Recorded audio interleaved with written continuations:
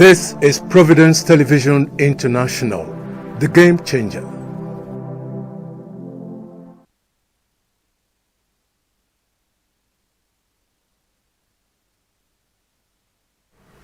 Welcome to the newspaper analysis on Providence Television International. I am Ubebo Ikekwa. To analyze the papers with me in the studio is the CEO, Providence Television International, Dr. Emmanuel Egariva. You're welcome. Yes, always so nice to be back. We had a short break in between, but I'm happy to be back, and I'm happy that our viewers are always with us. So you're welcome to the program. And before we delve into the program proper, today is actually quite a day in history, a date in history, and the CEO is going to speak.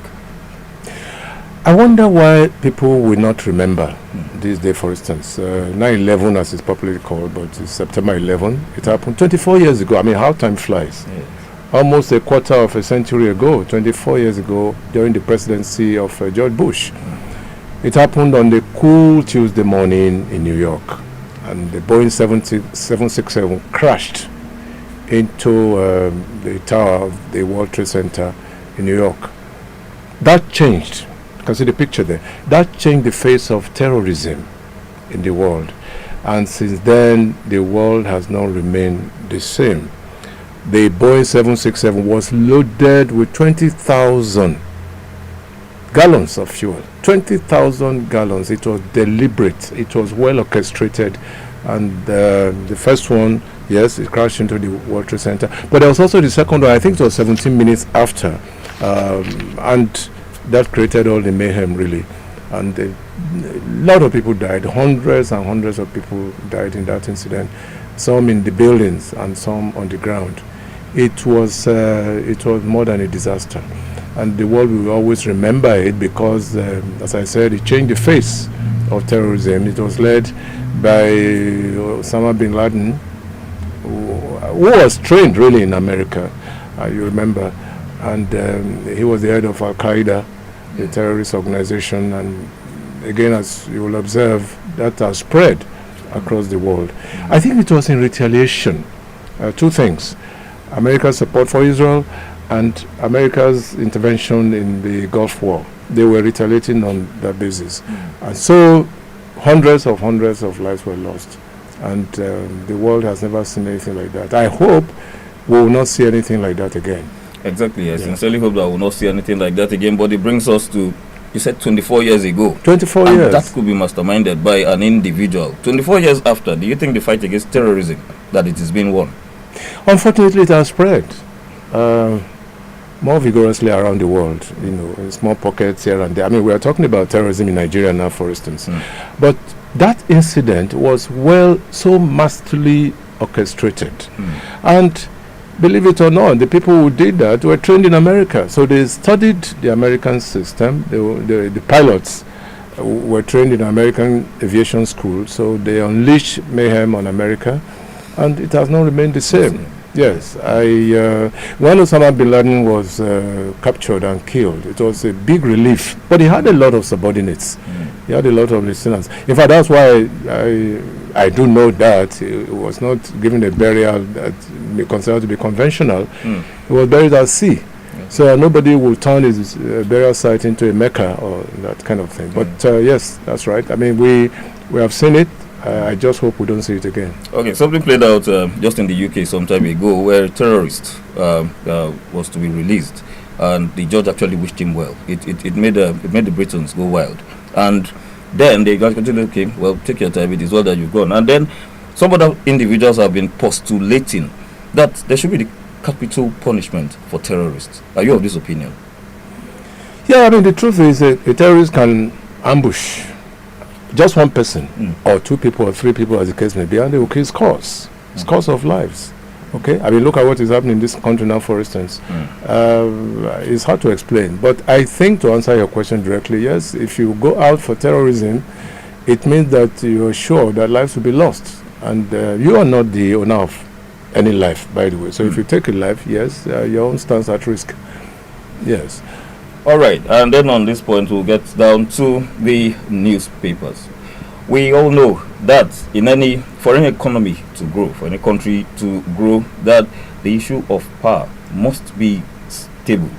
In Nigeria, we've talked about this crisis, and let us move down to the front page of the Vanguard newspapers, where we have blackout. Businesses suffer as national grid collapses again. I like the word again. Yes, not just national grid collapsing. Again. Yeah. In fact, if I were the editor, I would say again and again. Right, but I mean, that would be sentimental. However, within a year, I think the grid has collapsed about 6-7 times. Within this year, within the last 1 year, yes. really, and that's not good for a developing country like ours. Yeah. Businesses suffer, households suffer. Yes, private individuals, for instance, and even the manufacturing industries. Yes. Yeah.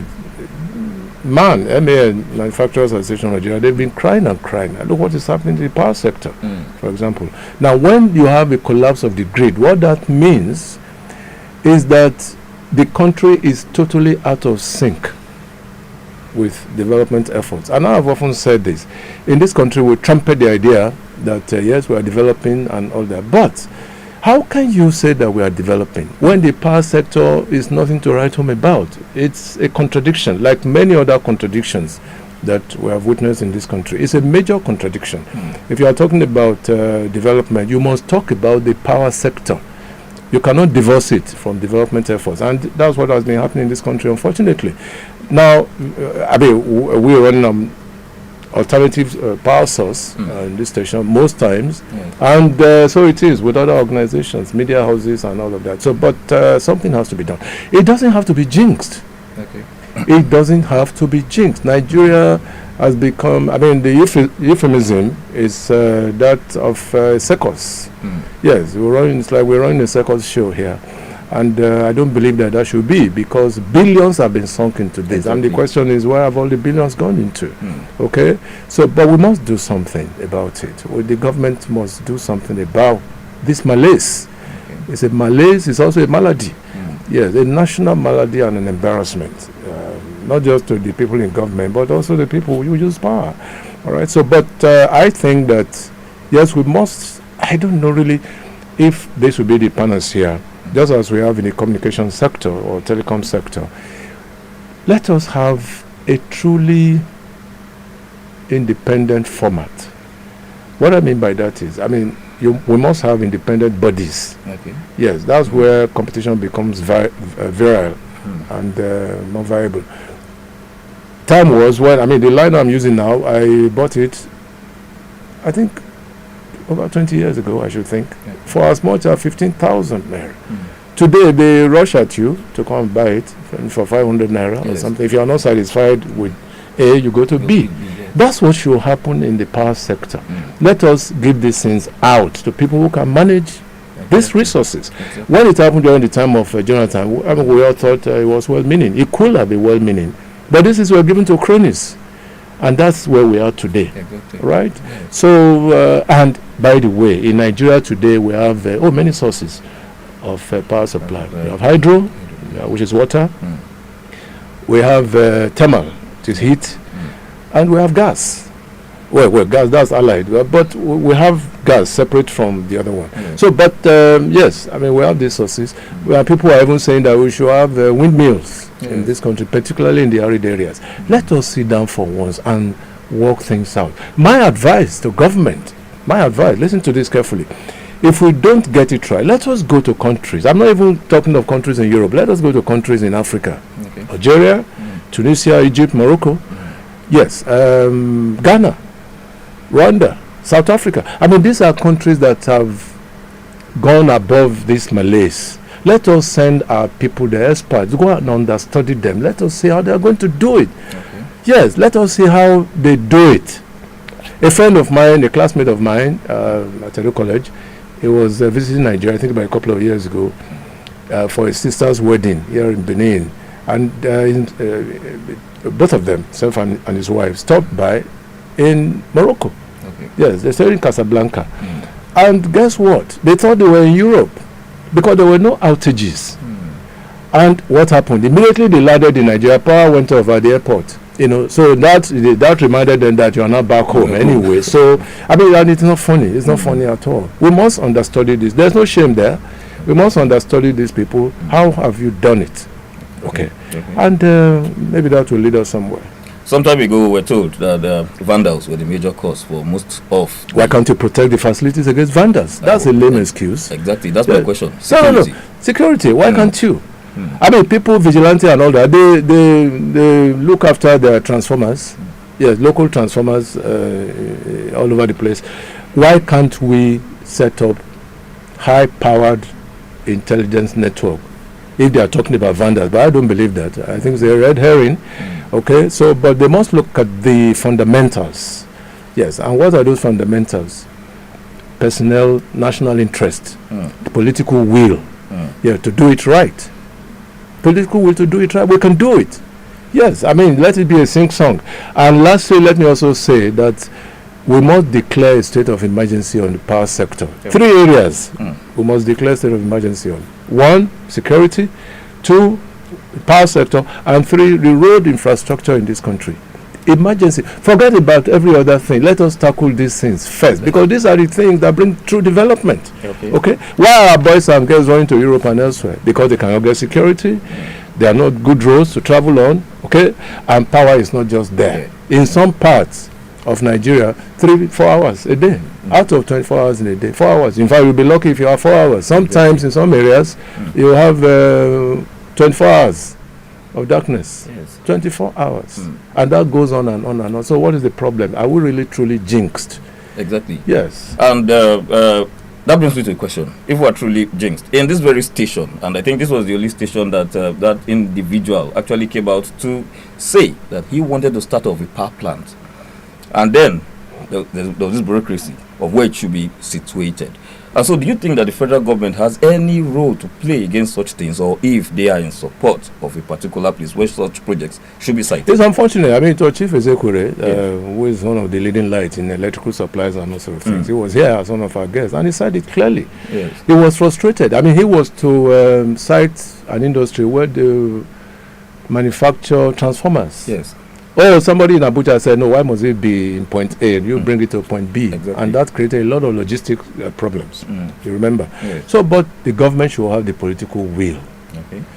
Political will in the sense that we must, as I said, declare a state of emergency. Yes, let it be on the table. Let it be on the front burner.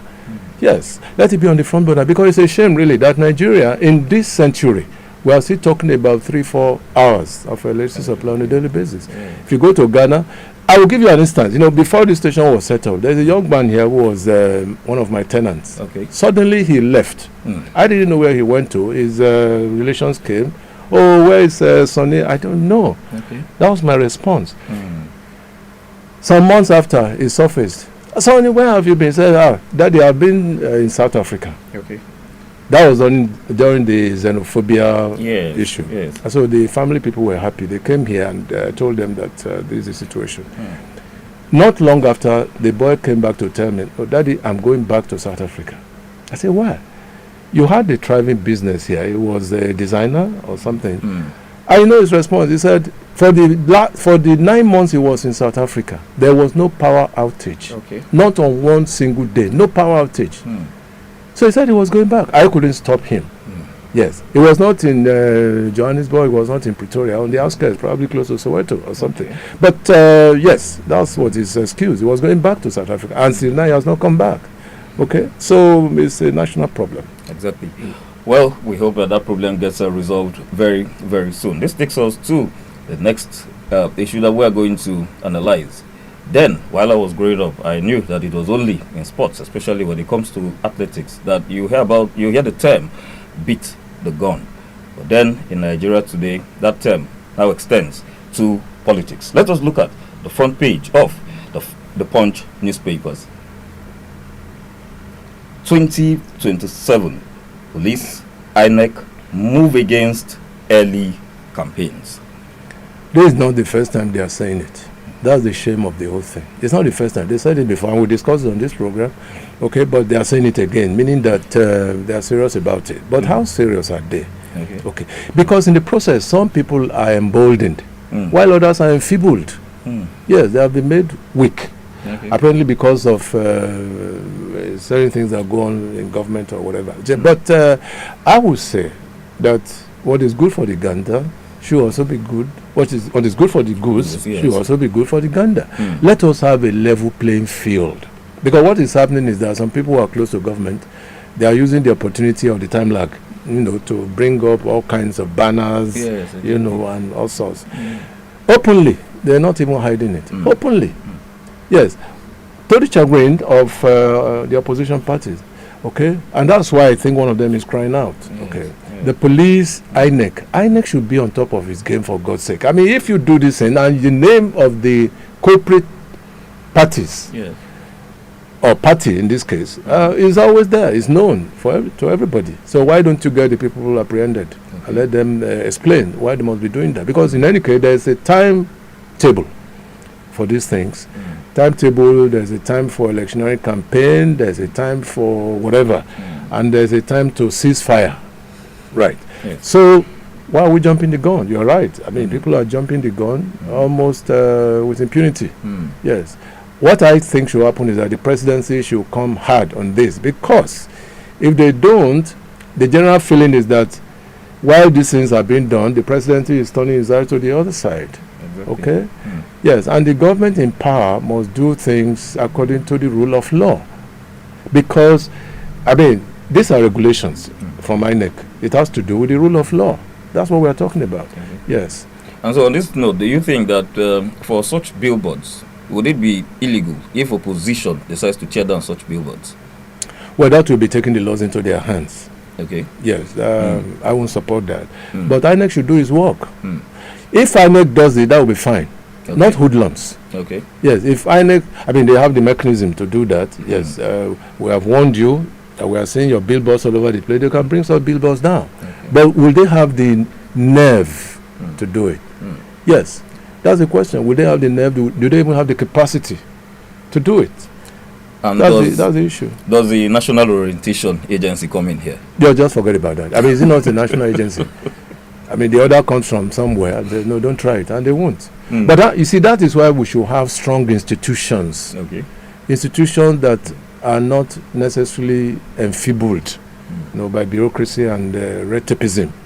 Okay, so but yeah, it can be done. Why? It can be done if you stand by what the law says. Because this has to do with regulation anyway, and regulation is part of the law. So if INEC says, no, the time is not ripe yet, everybody must abide by that. And if there's any violator, such violators must be punished appropriately. And so some people have come out to say that why are some political parties in a hurry when the elections are just like about 2 more years away? I don't know. I always remember a song put together by a rock group called The Who. And the title of that song is Can't Explain. Yes. I mean, for things like that, I really can't explain. I can't explain. It's hard to explain, really. So, but it's not beyond redemption. Okay. Yes, no, it's not. It's not beyond redemption at all if we have the will and the capacity to do it right. All right. Brings us to the next story on the front page of the Punch newspapers. The doctors are at it again. Resident doctors give federal government fresh 24-hour ultimatum. This is coming on the heels of work stoppage of some time ago. Yes. I think about a month or two. Exactly. Now we're having another one. Yes. It means that there's crisis in the health sector. Because these doctors, some of them are very young, really, resident doctors, they are quite young. They are also very impressionable. Okay, they see what's going on around the world, so why can't we have a piece of the action? They also know that some of our political actors travel abroad for treatment. Whereas, most of our hospitals, my father, I keep talking about this, worked in the hospital all through his life in those days while I was growing up. So I know what the hospital system is. That's what we saw in those days, quite different from what we are seeing now. The drugs were available, the equipment were there, all the personnel, fabulous. What do you talk about now? A large chunk of our medical doctors are outside the shores of this country. Why? Because conditions of service are not right, the equipment are not just right. And it's a miracle. Look at it now. It's a miracle that some of our doctors, when they leave this country and they go elsewhere, they excel. Okay. Meaning, the logic there is that they were taught properly. Yes. Even though when they go outside, they are going to meet some very sophisticated equipment, which they were never really used to. But they use their, what they call, their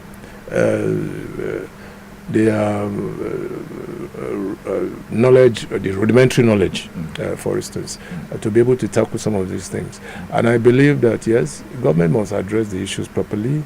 There must be a roundtable talk. I'm sure that in the next couple of days, there must be some solution to this. All right?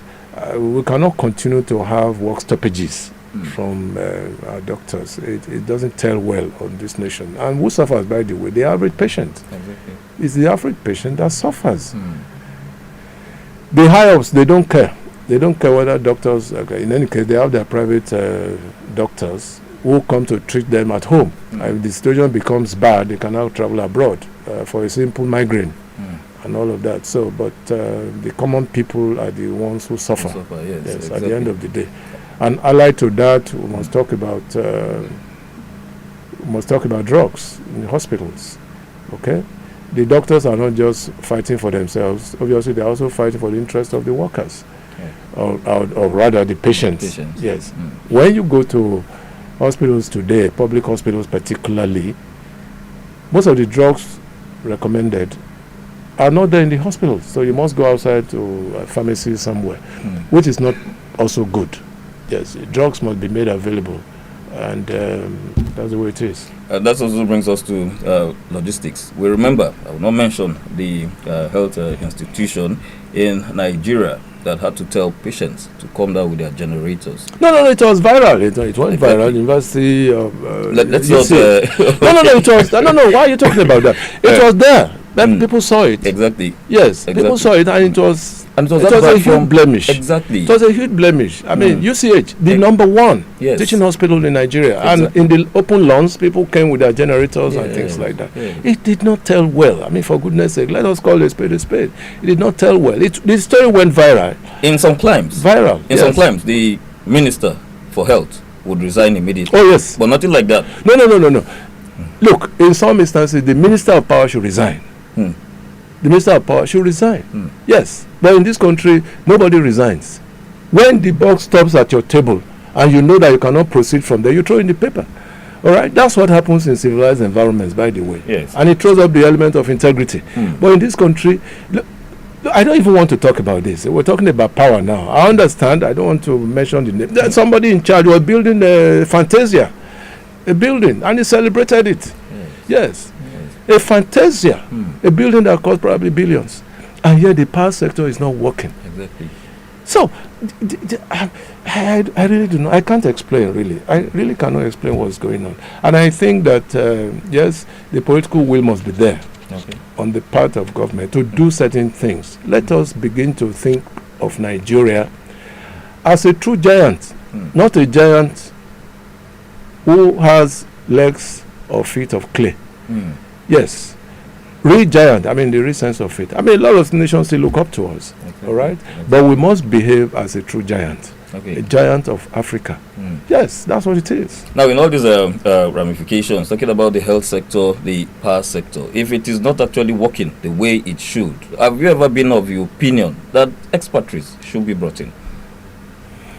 Well, that would be a different kettle of fish.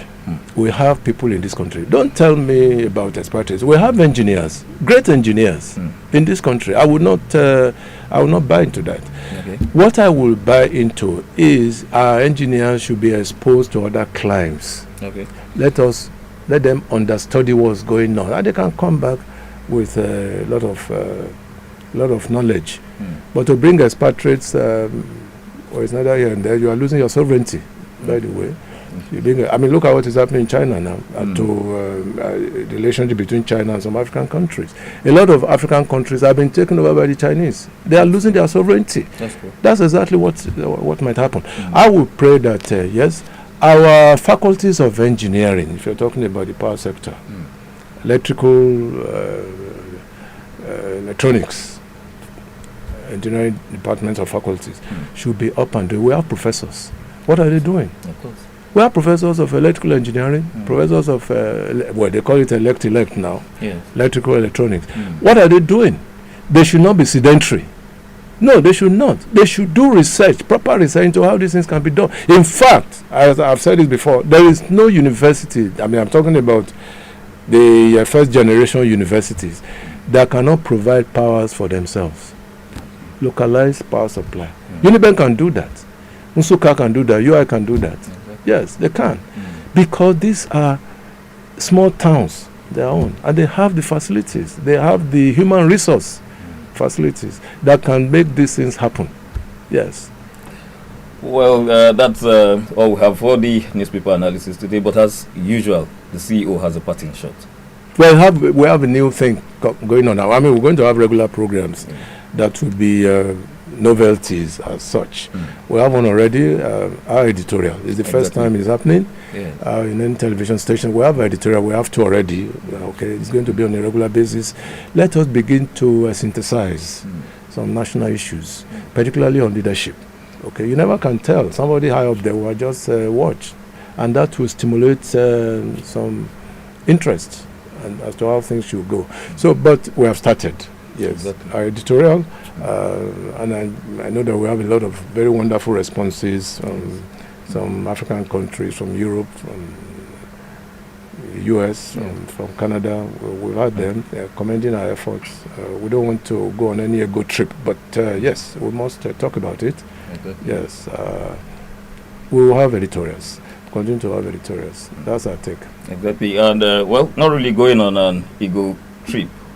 This is Providence Television International, the game changer. It should be of note that we are the first television in Nigeria to run editorials. On this note, I want to say thanks for watching. Please stay tuned.